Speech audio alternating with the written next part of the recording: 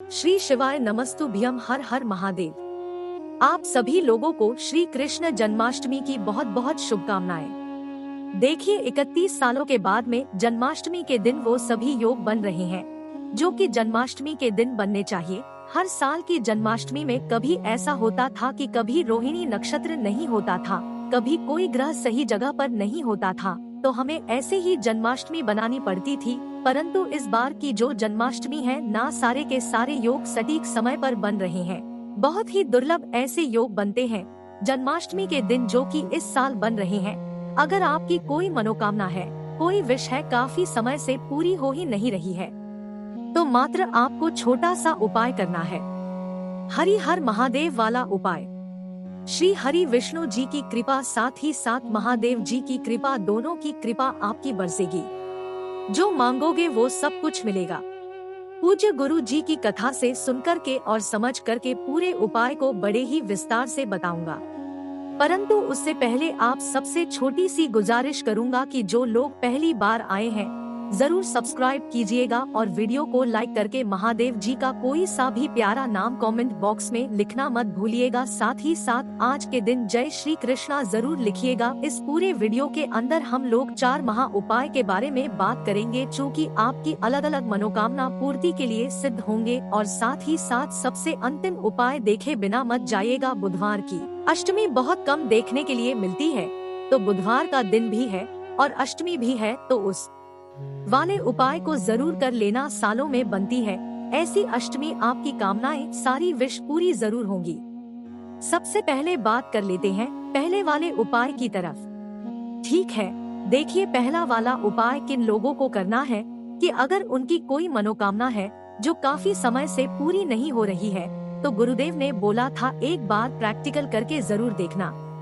यही है हरि हर महादेव जी की कृपा, यही है हरि हर महादेव जी वाला उपाय है ना। आपकी कोई इच्छा, कोई हृदय की बात पूरी नहीं हो रही है, तो आपको जन्माष्टमी के दिन ये वाला उपाय जरूर करना होगा। ठीक देखिए कैसे करना है। आपको सबसे पहले एक दीपक तैयार करना है। कौन सा होना चाहिए? गोल बाती का दीपक होगा आपकी गोल भाती का, और इसके अंदर घी भरोगे, गौ माता का घी, गाय का घी। ठीक है, ये भर लेना। तो एक दीपक तो ये तैयार हो गया। आपको थोड़ा सा चाहिए होगा दही। थोड़ा सा क्या चाहिए होगा? दही। ध्यान रखना दही एकदम ताज़ा लेना, बासी दही मक्का में लेना। थोड़ा सा लेना होगा मक्खन, थोड़ा सा लेना होगा। क्या मक्खन मार्केट से आप इजीली लेकर के आ सकते हो, कोई दिक्कत नहीं है। ठीक है, और इसी साथ में आपको लेना होगा 1 से 2 मिश्री के दाने। ये क्या है? मिश्री के दाने। अब ध्यान से सुनना, इस वाले उपाय को बहुत ही ध्यान से आपको करना होगा। आपकी सारी विश, सारी मनोकामनाएं इसी महीने में पूरी जरूर हो जाएगी। आपको लेनी होगी एक बेलपत्र जो कहीं से भी खंडित ना हो, ना मिले तो आप शिवलिंग से उठा लाना। जो भी बेलपत्र एकदम सही हो, सुंदर सी हो, उसे धोकर के काम में ले सकते हो। और आपको ले लेना है जल। तांबे के लोटे में जल लेना। एक बात मानो तो जल आप थोड़ा सा ज्यादा ही ले लेना। अभी बताऊंगा ऐसा क्यों। ये सभी सामग्री को लेकर के पहुंचना कहाँ पर? पीपल के पेड़ के नीचे। अब ध्यान से सुनना। सबसे पहले आपको करना क्या है? उत्तर दिशा यानी कि नॉर्थ डायरेक्शन की तरफ मुंह करके आपको बैठ जाना है। यहाँ बैठने के बाद सबसे पहले आपने जो एक दीपक लिया है ना, उस एक दीपक को हरि हर महादेव जी के नाम से पीपल के पेड़ की जड़ों में आपको लगा देना है। उसके पश्चात आपको ऐसी सी जगह को साफ करना है। साफ करने के पश्चात उस पेड़ के नीचे जो भी मिट्टी है, उसी मिट्टी से आपको पार्थिव शिवलिंग का निर्माण करना है।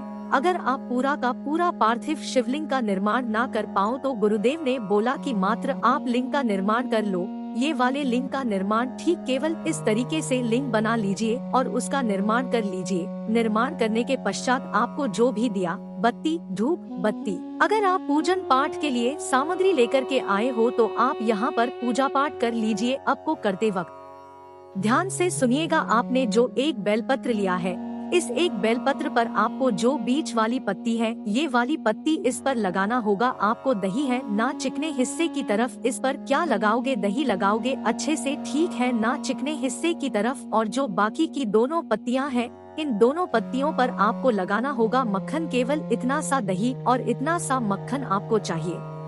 यहाँ पर भी मक्खन लगाओगे, यहाँ पर भी मक्खन लगाओगे। एक जो मिश्री का दाना है, उस एक मिश्री के दाने को आपको बीच वाली पत्ती पर यहाँ बीच में रख करके और मेरे देव आदि देव महादेव जी के शिवलिंग के ठीक ऊपर आपको समर्पित करना है अपनी मनोकामना कहते हुए। ठीक है ना, किन महादेव जी के नाम से करोगे ये सारा उपाय? हरिहर महादेव जी के नाम से, हरिहर महादेव जी के नाम से। लेकिन उस बेलपत्र को समर्पित करने का एक नियम है, खास तरीका है।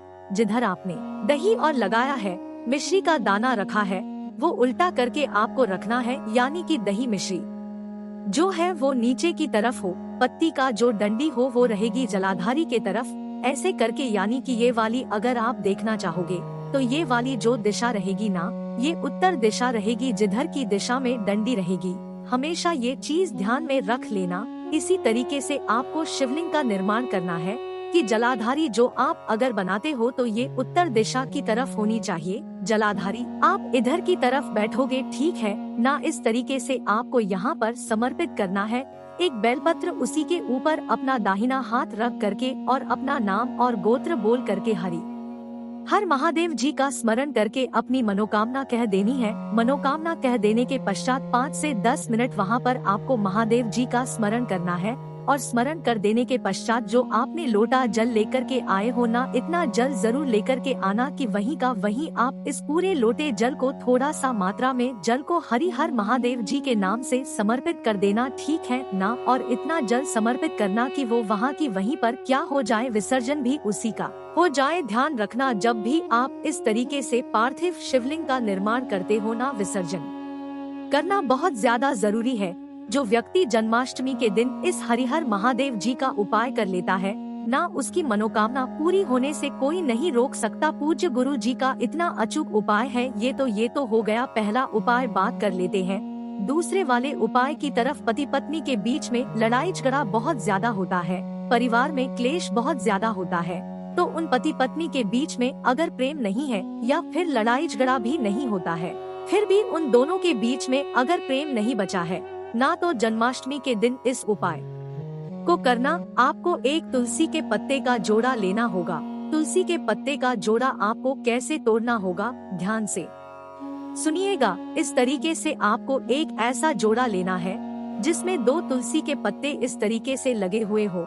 ठीक उस तुलसी के जोड़े को जब आप रात्रि को अमाष्टमी के दिन भगवान जी का, यानी कि लड्डू गोपाल जी का आप अभिषेक करेंगे, पूजा करेंगे, इन्हें झूला झुलाएंगे। उस वक्त में दोनों पति पत्नी को क्या करना है, उस तुलसी जी की जो आपने जोड़ा लिया है पत्तियों का, उसे यहाँ पर समर्पित करना है।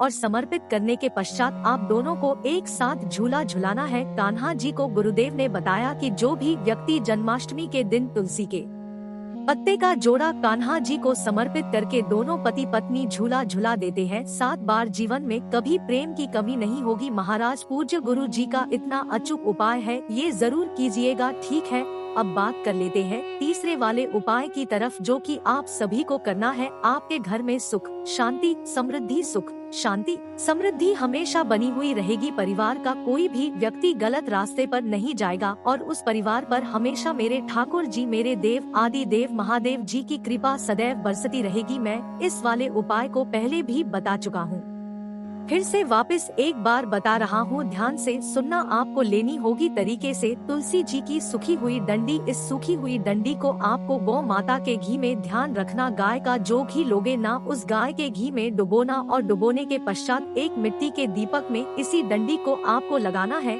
ना। थोड़ी सी मोटी डंडी ले लेना और इसी दीपक के अंदर भर लेना थोड़ा सा, और गाय माता का घी है ना, गाय का घी भरना। इसे प्रज्वलित करके आपको ठाकुर जी की आरती करनी है जन्माष्टमी के दिन। गुरुदेव ने बताया कि जन्माष्टमी के दिन या दशमी के दिन जो व्यक्ति तुलसी जी की डंडी को गाय के घी में डुबो करके ठाकुर जी की आरती कर देता है ना, उस घर के ऊपर कभी किसी भी चीज की समस्या नहीं आ सकती। महाराज एक बार प्रैक्टिकल करके जरूर देखना, प्रैक्टिकल करने में क्या जाता है। पूज्य गुरुजी ने बड़े जोर करके बताया था, जरूर कीजिएगा। और अगर आप जन्माष्टमी के दिन ना कर पाओ इस वाले उपाय को, तो किसी भी एकादशी के दिन इस वाले उपाय को जरूर करना, ठीक है।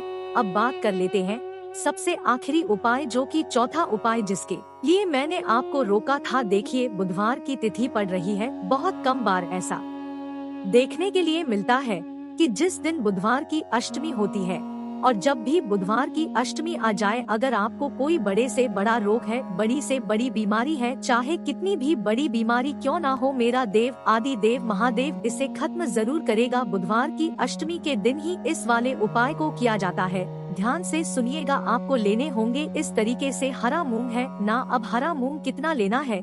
जो आपके घर में दोना होता है ना, कागज का जो दोना होता है, उस कागज के दोने को भर करके आपको हरा मूंग ले लेना है। इसी वाले धोने के ऊपर आपको क्या करना है, एक गुड़ का टुकड़ा। ये क्या है? गुड़। इस गुड़ के टुकड़े को आपको इसी वाली कटोरी के ऊपर यहाँ पर आपको रख देना है और इसे लेकर के बुधवार की अष्टमी के दिन सुबह जाना चाहो सुबह चले जाओ, शाम को जाना चाहो शाम को चले जाओ। ध्यान रखना, अष्टमी तिथि के दौरान ही आपको जाना है और इसे लेकर के पहुंच जाना है गणेश जी भगवान जी के मंदिर में। जैसे ही आप गणेश जी भगवान जी के मंदिर में जाएंगे ना, तो गणेश जी का जो सी हाथ है, ये वाला हाथ इस वाले हाथ से टच करवा करके अपना नाम और गोत्र बोल करके साथ ही साथ अपने ऊपर से 21 बार उतार करके 21 बार उसार कर और इस वाले हाथ पर टच करवा करके आपको यहीं पर समर्पित करना है।